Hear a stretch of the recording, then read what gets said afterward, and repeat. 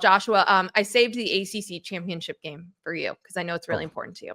Yes, it is. All right, so we've got Virginia as a 3.5-point favorite taking on Duke. This is the doomsday that we have talked about. JMU in the rankings, number 25 by the committee. So you have the American teams, the two of them in the top 25, and then JMU as well. And so if Duke wins this one, we're looking at like a holy crap, what is going on type of scenario.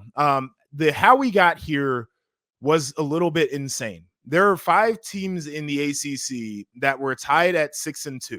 I mentioned this earlier. Virginia only played one of them, and that was Duke. And then we had a million different tiebreakers to figure out who was going to get here. So you've got a Duke team that is weird. Not going to spend too much time talking about them. And then there's Virginia story that you and I had both talked about, where they had a bunch of close games. They had one-score games. They went 4-2. It was a do we believe, and they got here at the end. I wanted to ask you just your overarching thoughts about either of these teams, and then what do you see as a pathway in this game? So overall thoughts, I think the arc of this season for Tony Elliott, incredibly impressive. They kind of set the blueprint that we're seeing a lot of schools that are retaining hot seat coaches do, which is put the money into the roster. When we did our preview of the ACC, you and I both had him as a coach that was on the hot seat. So for him to be here playing for a conference championship, huge deal. Yes. So they hit on those transfers, the Chandler Morrises. I think it was 12, instant impact transfers that they've had. Incredible season. Obviously, they've been really good in close games. We saw them win in overtime, 4-2 one-score games, but their games haven't been close lately. And that goes back to their win over Duke a few weeks ago. They won by 17, 540 total yards of offense, and they spotted Duke 7 in that game, by the way, as well, because there was a pick 6.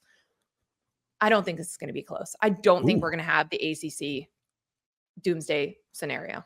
Wow. Virginia, if we were going to get a weird game out of a Virginia team that suddenly got tight, suddenly realized what they're playing for, it would have been against Virginia Tech. Right. Would have been against the rival that they lost 19 out of 20. I'm not worried about it. We just saw them beat this team handily. I think Virginia's going to win. Okay. Well, I'm going to save my pick for a little bit later. I will say this, though. The offensive efficiency for Virginia is going to be something I look at in this game. They're 10th in the ACC in yards per play. And this is a Duke team that lives off of TFL. This is a Duke team that likes to turn the football over. So they're going to have to produce those in this game. And Virginia is going to have to stay on schedule, right? And we've seen this matchup, of course, so we know that they can do it. But I think that becomes the pivot point here in this one. We also see Duke a lot. You see those charts from did we get beat this bad?